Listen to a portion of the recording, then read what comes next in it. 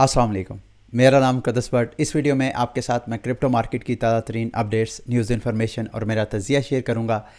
Bitcoin की price एक ख़ास टाइट रेंज में ट्रेड हो रही है।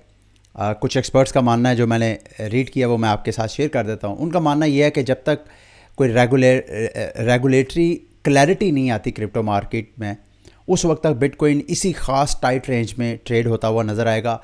कुछ न्यूज़ इवेंट्स की वजह से कभी ये पंप होगा, कभी ये डंप होगा, लेकिन एक मखसूस रेंज में दोबारा आ जाएगा, जो कि मखसूस रेंज मेरी असेसमेंट के मुताबिक वो 25,000 से नीचे नीचे ही की प्राइस है। ये काइको एक क्रिप्टो एनालिटिकल फर्म है। उसकी एक ऑन चेन एनालिसिस के मुताबिक जब से लूना का क्रैश हुआ, उसके असेसमेंट के मुताबिक ये जो सेंट्रलाइज एक्सचेंजेस है, इसके ऑर्डर बुक में अब लिक्विडिटी डेप्थ ही नहीं रही। ऑलरेडी आपको बता चुका हूँ, लिक्विडिटी डेप्थ का मतलब ये है कि ख़ास प्राइस के ऊपर कितने बायर्स और सेलर्स के ऑर्डर जो हैं वो लगे हुए हैं, वो उसकी डेप्थ होती है। और मार्केट की इस वक्त खसूसन जो बिटकॉइन और इथेरियम की जो ऑर्डर बुक्स हैं सेंट्रलाइज एक्सचेंजेस पे, वहाँ पे डेप्थ ना होने के बराबर है। ये डेप्थ उस वक्त कम हुई जब लूना का क्रैश हुआ, और जब उसके बाद लास्ट ईयर अक्टूबर में FTX का क्रैश हुआ। तो FTX के क्रैश के बाद अब ये अपने लोएस्ट पॉइंट पे, ये देखें अगर BTC का इन्होंने चार्ट पे शेयर किया, BTC की भी लिक्विडिटी ना होने के बराबर है। और अगर डेप्थ ही नहीं होगी तो आपको कैसे बड़ा बड़ा मोमेंटम नज़र आएगा, ना नीचे ना ऑनवर्ड, ना नीचे की तरफ आपको, ना डाउन साइड की तरफ, ना अप साइड की तरफ आपको लिक्विडिटी नज़र आ ही नहीं रही। अच्छा, जनवरी में मैंने एक आर्टिकल लिखा था, थ्रेड लिखा था ट्विटर के ऊपर, जिसमें मैंने आपको बताया कि मेरी असेसमेंट के मुताबिक क्रिप्टो मार्केट की जो ग्लोबल अडॉप्शन है उस वक्त तक मुमकिन नहीं हो सकती जब तक ये एक्सटर्नली ओन जो वॉलेट्स हैं, जिनको हम आम ज़ुबान में क्रिप्टो वॉलेट्स, पर्सनल वॉलेट्स बोलते हैं, non custodial crypto personal wallets, जैसे कि मेटामास्क, ट्रस्ट वॉलेट, इस तरह के वॉलेट्स, जब तक वो रेवोल्यूशनाइज नहीं होगा। उसकी सबसे बड़ी प्रॉब्लम, वैसे तो मैंने पूरा, अगर आप ये थ्रेड पढ़ेंगे, बड़ा एजुकेशनल है, जितना मैंने लर्न किया इस हवाले से वो मैंने अपना सारा एक्सपीरियंस आपके साथ शेयर किया है। इसका लिंक मैं वीडियो के डिस्क्रिप्शन में दे दूंगा। मैं फिर भी आपको रिकमेंड करूंगा, लाजमी आप मेरे थाट्स को स्टडी करिएगा। उसमें अपना कुछ राय का इजहार करना चाहें तो आप कमेंट में नीचे अपनी ओपिनियन जो है वो शेयर कर सकते हैं। अभी ये उस हवाले से अपडेट हुई है। मैंने उसका सल्यूशन ये बताया था, जो मैंने लर्न किया था, कि एक्सटर्नली ऑन क्रिप्टो वॉलेट्स में सबसे बड़ी प्रॉब्लम यह है कि अगर कोई भी यूज़र ह्यूमन एरर की वजह से, या तो उसकी प्राइवेट की, जिसको सीड फ्रेजेस के ज़रिए हम लोग अपने पास महफूज करते हैं, वो सीड फ्रेजेस या प्राइवेट की उससे मिसप्लेस हो जाए, या कोई उसके सिस्टम को हैक करके उससे हैक कर ले, तो उसके सारे अकाउंट को वॉश हो जाता है, उसके सारे फंड जो है वो लूज़ हो जाते हैं। अब इसके ऊपर ऑलरेडी काम हो भी रहा था। इस थ्रेड में मैंने लास्ट में जाके सजेस्ट भी किया कि इसके ऊपर क्या काम हो रहा है। अब उसके हवाले से अपडेट आ रही है। ये जो इथेरियम का इवेंट हो रहा है ईथ डेनवर के नाम पे, वहाँ पे फाइनली अब अनाउंसमेंट की जा रही है कि इथेरियम के ऊपर एक नया नेटवर्क ERC-4337 जो है ऑलरेडी डिप्लॉयड हो चुका है, उसको टेस्ट भी कर दिया गया है। और इसका मतलब ये है कि आइंदा अगला जो पीरियड है, अगला जो दौर है जो इथेरियम की डेवलपमेंट का, उसमें हमारे जो पर्सनल वॉलेट है वो एक्सटर्नली ऑन क्रिप्टो वॉलेट्स की बजाय वो स्मार्ट कॉन्ट्रैक्ट वाले वॉलेट्स होंगे। और स्मार्ट कॉन्ट्रैक्ट वाले वॉलेट्स में अगर आपसे कोई सीड फ्रेजेस आपसे मिसप्लेस भी हो जाते हैं, कोई चोरी भी कर लेता है, तो फंड्स आपके जो है वो रिकवरेबल होंगे, फंड्स आपके महफूज होंगे। यानी स्मार्ट कॉन्ट्रैक्ट वाले जो है वॉलेट्स, वो मेरी नज़र में एक क्रिप्टो की ग्लोबल अडॉप्शन के लिए बहुत ज़रूरी थे।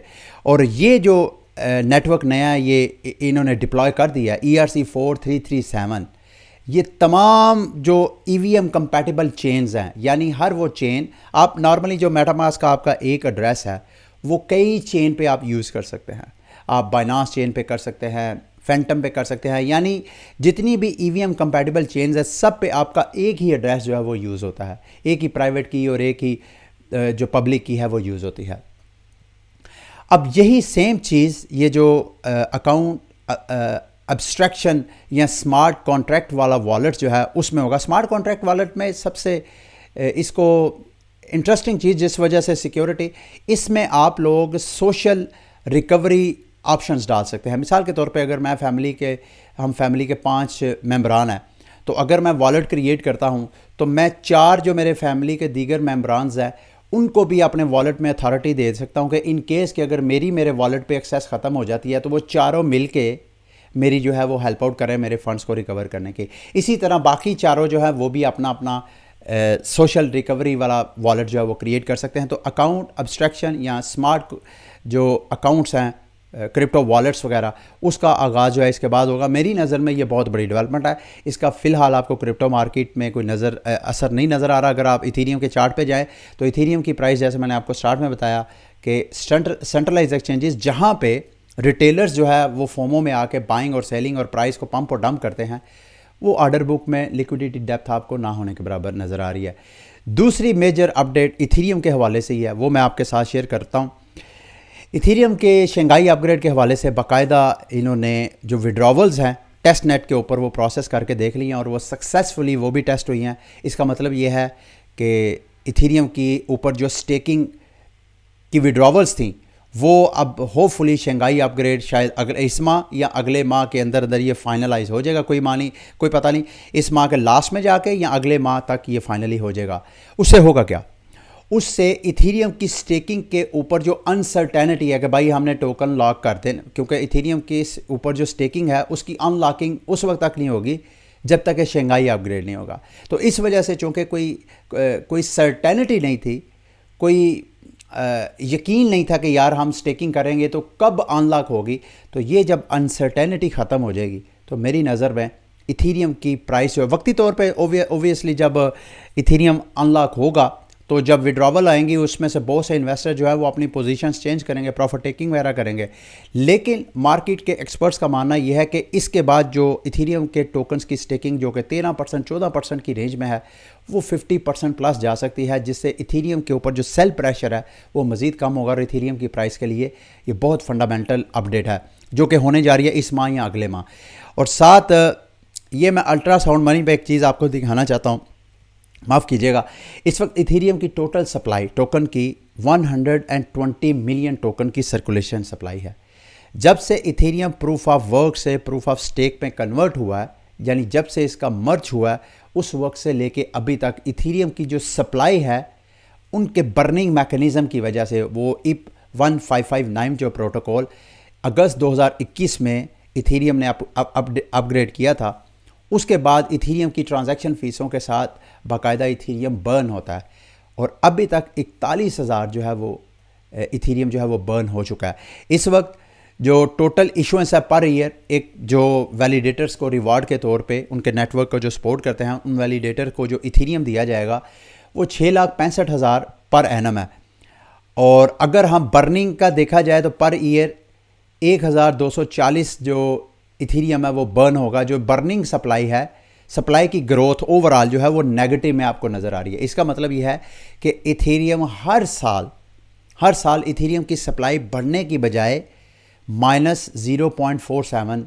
ये मैं आपके साथ क्यों ये चीज़ शेयर कर रहा हूँ, क्योंकि डिमांड एंड सप्लाई, यानी टोकन की सप्लाई अगर कम होगी और उसकी डिमांड ज़्यादा होगी तो ओबियसली उसकी प्राइस जो है वो पंप होगी।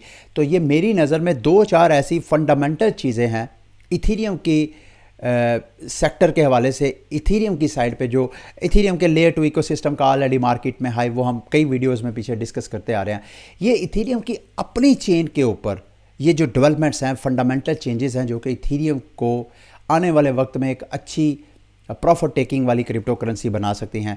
तो चार्ट में अगर देखा जाए तो मेरी नज़र में इथेरियम फ़िलहाल कई बार ये अपनी सपोर्ट को इसने टच किया, एक बार ब्रेकआउट भी किया, 2-4 बार ब्रेकआउट भी हुआ है, लेकिन ये वाली जो सपोर्ट उसने $1570-75 की रखी हुई है, अभी तक उसको होल्ड किया हुआ, लेकिन ऊपर ये रेजिस्टेंस को भी ब्रेक नहीं कर पा रहा। जब तक मैं ऑलरेडी, माफ़ कीजिएगा बार बार रेपिटेशन होती है, मेरी नज़र में जब तक ये $1930-35 की ये जो स्ट्रॉन्ग रेजिस्टेंस है इथेरियम की, ये ब्रेक नहीं होती, उस वक्त तक इथेरियम जो है वो नया अपनी बुल रैली नहीं पकड़ सकता। अगर मैं इथेरियम के वीकली चार्ट पे जाऊं तो यहाँ पे आप क्लियरली देख सकते हैं कि ये वाला जो प्राइस एक्शन है, इस प्राइस एक्शन की लास्ट जो लोअर हाई है वो यही बनती है 1930 और $1935 की प्राइस।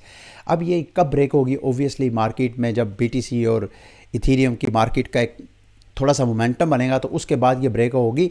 अगर ये ब्रेकआउट होगी तो इथेरियम के ऊपर एक बुल रैली स्टार्ट हो सकती है। ठीक है, पॉलीगॉन के हवाले से अपडेट है जी। पॉलीगॉन ने अपनी जो आप पॉलीगॉन जो है इथेरियम का जो स्केलेबल नेटवर्क है उसमें मुख्तलिफ़ किस्म के इनके सेटअप्स हैं, साइड चेन भी है, इनका इनका इनका ज़ीरो नॉलेज के ऊपर भी काम कर रहे थे। अभी इनकी जो ज़ीरो नॉलेज के ऊपर ये काम कर रहे हैं उस पर इन्होंने प्राइवेसी इन्हेंस आइडेंटिफिकेशन प्रोडक्ट जो है वो लॉन्च किया है।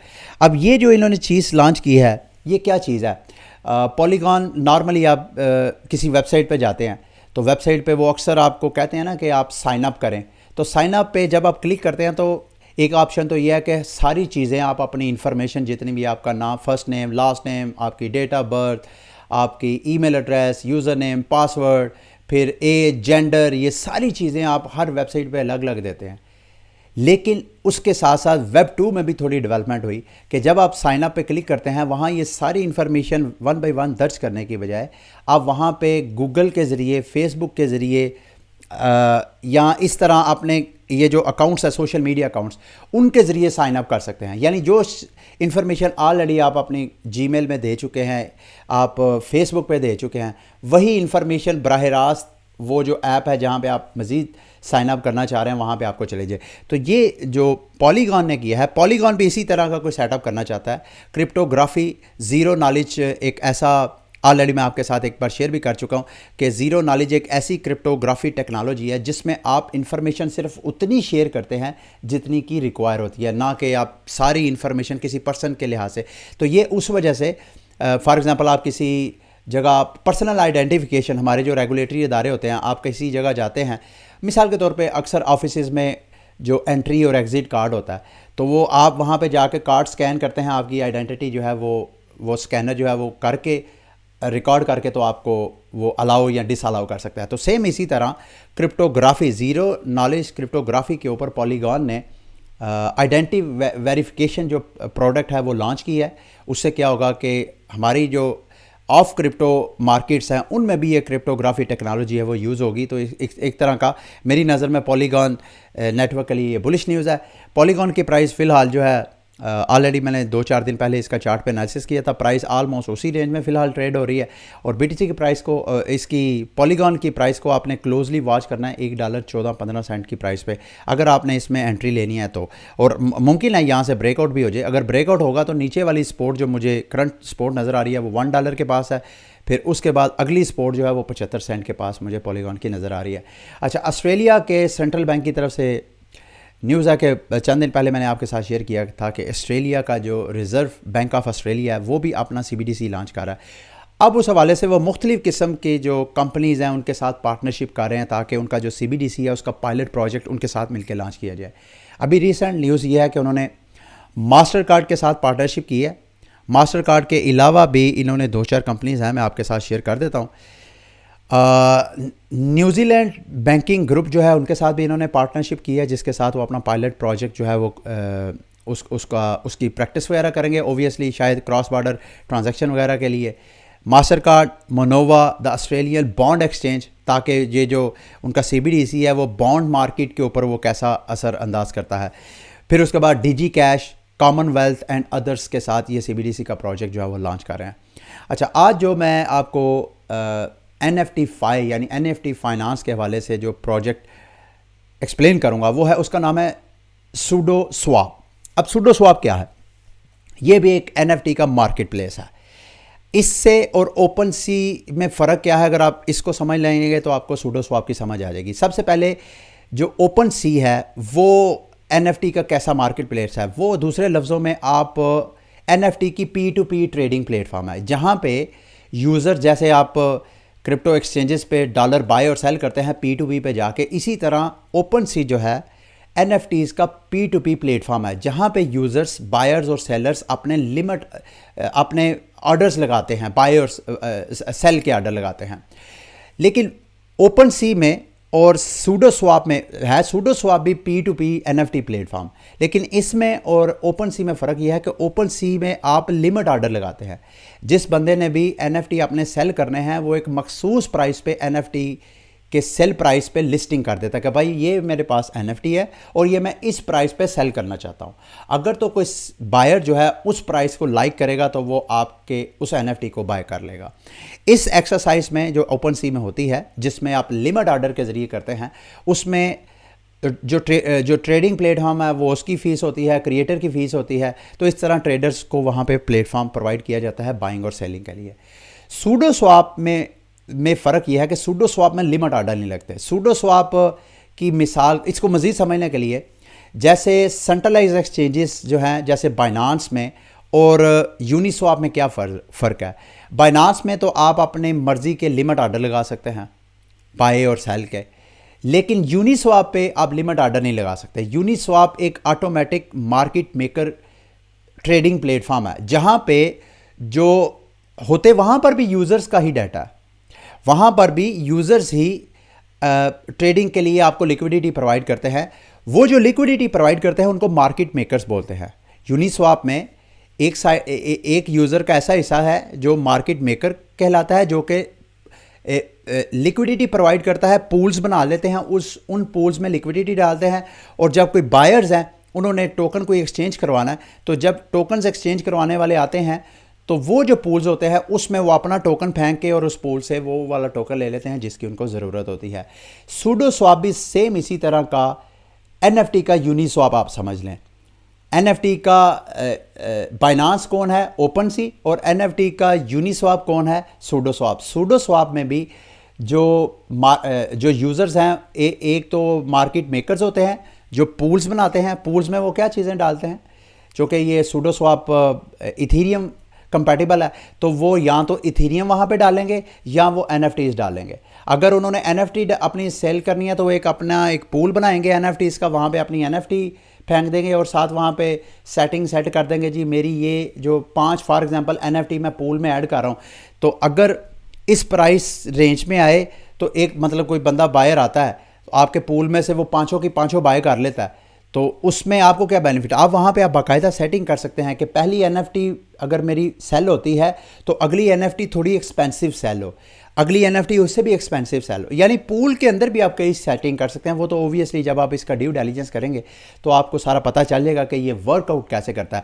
तो सेम अंडरस्टैंडिंग इसकी मैं जो आपको डेवलप करना चाह रहा हूँ कि यूनिस्वाप की तरह सूडो स्वाप भी एक ऑटोमेटिक मार्केट मेकर NFT का प्लेटफॉर्म है, जहाँ पे यूज़र जो यहाँ पे आप अपने NFT के पूल क्रिएट करके मार्केट मेकर बन सकते हैं। आप इथीरियम अगर फॉर एग्जांपल किसी ने अपना NFT बेचना है तो वहाँ यहाँ इनके प्लेटफॉर्म के ऊपर इथीरियम के पूल हैं, वहाँ पे आप जाके इमीडिएटली उस पूल में इथीरियम के अगेंस्ट अपने NFT बेचें और उस पूल से आप इथीरियम ले लें। तो ये NFT के हवाले से लास्ट में ये मैं एक और प्लेटफॉर्म आपके साथ शेयर करना चाहता हूँ। अगर टाइम हुआ तो शेयर कर दूंगा, नहीं तो इसको मैं कल आपके साथ शेयर करूँगा। ये NFT का एक NFT-Fi का एक प्लेटफॉर्म है जिसको NFT पर्प बोलते हैं। इसमें क्या है कि नॉर्मली तो आप क्रिप्टो करेंसीज की प्राइस ऊपर जाएगी या नीचे जाएगी उस हवाले से ट्रेडिंग करते हैं ना, लेकिन यहाँ पे आप इस वेबसाइट के ऊपर, इस प्रोटोकॉल के ऊपर आप बाकायदा NFTs जो हैं उनकी फ्लोर प्राइस ऊपर जाएगी या नीचे जाएगी उसके बारे में आप लेवरेज ट्रेडिंग कर सकते हैं, फ्यूचर ट्रेडिंग कर सकते हैं कि भाई आने वाले वक्त में उस ख़ास NFT जिसके ऊपर आप ट्रेडिंग करना चाहते हैं, अगर आप इनके अभी ये प्राइवेट बीटा इनका चल रहा है, पता नहीं ये लॉन्च हुआ कि नहीं, लेकिन ये NFT-Fi जो कि NFT फाइनेंस के हवाले से मैं आपको एजुकेट कर रहा हूँ। तो यहाँ पे अच्छा ये वाला जो प्लेटफॉर्म है ये आर्बिट्रम चेन के ऊपर है, और यहाँ पे अगर आप ट्रेडिंग करते हैं NFTs की फ्लोर प्राइस की तो आप आर्बिट्रम की चेन के ऊपर अपनी एक्टिविटी बढ़ाएंगे, जिससे आर्बिट्रम का टोकन अगर लॉन्च होता है तो आपको उसमें एयर ड्रॉप वगैरह जो है वो मिल सकता है। ये देखें यहाँ पे आप NFT वगैरह की कौन कौन से NFT बोर्ड ऐप, ये वो NFTs है जिनकी फ्लोर प्राइस के ऊपर आप ट्रेडिंग कर सकते हैं कि आपकी नज़र में बोर्ड ऐप यार्ड क्लब का जो टोकन्स हैं उनकी फ्लोर प्राइस जो है वो पंप होगी। ये देखें इस वक्त मार्केट प्राइस है 69.39 इथीरियम। आपकी नज़र में अब यहाँ पे अगर आप ट्रेड लेते हैं, आपकी नज़र में अब प्राइस जो है जब आप ट्रेड लेंगे वो बढ़ेगी या कि कम होगी? अगर बढ़ेगी तो आपने लॉन्ग शॉट यहाँ पे लेनी है। फॉर एग्जांपल यहाँ पे पीछे जो आपने कोलेट्रल जमा करवाना है वो WE आपके पास होना चाहिए। यहाँ पे आप 1 इथेरियम जो है वो कोलेट्रल ऐड कर सकते हैं। लेवरेज यहाँ पे 10 टाइम आप लेवरेज ले सकते हैं अपनी ट्रेड। ये देखें BAYC जो NFT है उसकी फ्लोर प्राइस के ऊपर आप इस तरह ट्रेडिंग वगैरह ले सकते हैं। तो ये भी NFTs के ऊपर फ्यूचर ट्रेडिंग का एक प्लेटफॉर्म है। मेरी नज़र में जो NFT फाइनेंस मार्केट है ये एक इमर्जिंग मार्केट है। इसके अंदर भी अगर आप ज़्यादा से ज़्यादा आप अपने आप को एजुकेट करेंगे तो आप इस मार्केट से भी बेनिफिट उठा सकते हैं। ठीक है, ये थी मेरी आज की वीडियो। उम्मीद करता हूँ कि आज की वीडियो आपके लिए इन्फॉर्मेटिव रही होगी। अगली वीडियो तक के लिए मुझे इजाज़त दें। अल्लाह हाफ़िज़।